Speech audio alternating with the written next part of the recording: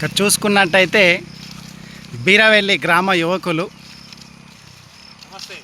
వీళ్ళందరూ చాలా కాలం ప్రిపేర్ అయ్యి హైదరాబాద్లో అలసిపోయి ఇక్కడ వాకింగ్ చేయడానికి వచ్చారు. సాయంకాలం రేవంత్ రెడ్డి జాబ్లు ఇస్తలేడు, కేసీఆర్ వేయలేడు, జాబ్లన్నా అట్లనే మిగిలిపోవడంతో వీళ్ళు ఏం చేయలేక ఇలా రోడ్డున పడిపోవడం కాదు, కానీ వాళ్ళ ఆత్మస్థైర్యం రోడ్డున పడిపోయేది కాదు,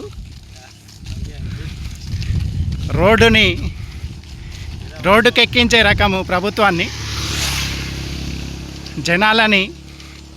ప్రభుత్వాన్ని ఏదైనా వాళ్ళు శాసించగల సమర్థులు.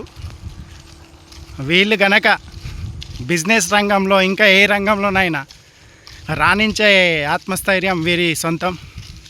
ఇక్కడ చూసినట్టయితే మనము ఈ జనాలు వీళ్ళే కాకుండా ఇక్కడ పచ్చని ప్రదేశం ఉంది. ఇక్కడ ఇంత మంచి ప్రదేశము, ఈ ఊరు వాతావరణము మనకు కట్టిపడేస్తుంది ఇక్కడనే ఉండడానికి. సిటీలో అయితే ఇట్లాంటి ప్రదేశాలు మనకు అరుదు. ఇక్కడైతే కోకొల్లలు, ఎక్కడ చూసినా ఇదే పచ్చదనం, ఏ రోడ్డుకి వెళ్ళినా ఇదే పచ్చదనం, ఏ వైపు చూసినా ఇదే పచ్చదనం.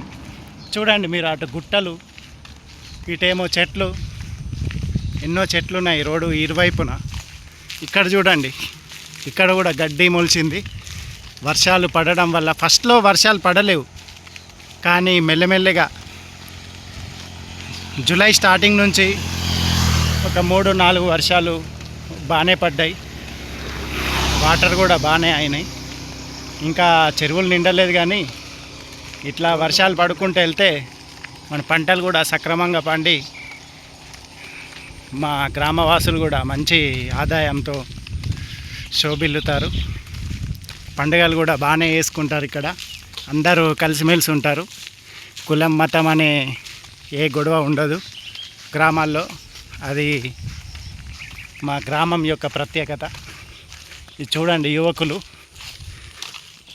హాయ్ చెప్పండి.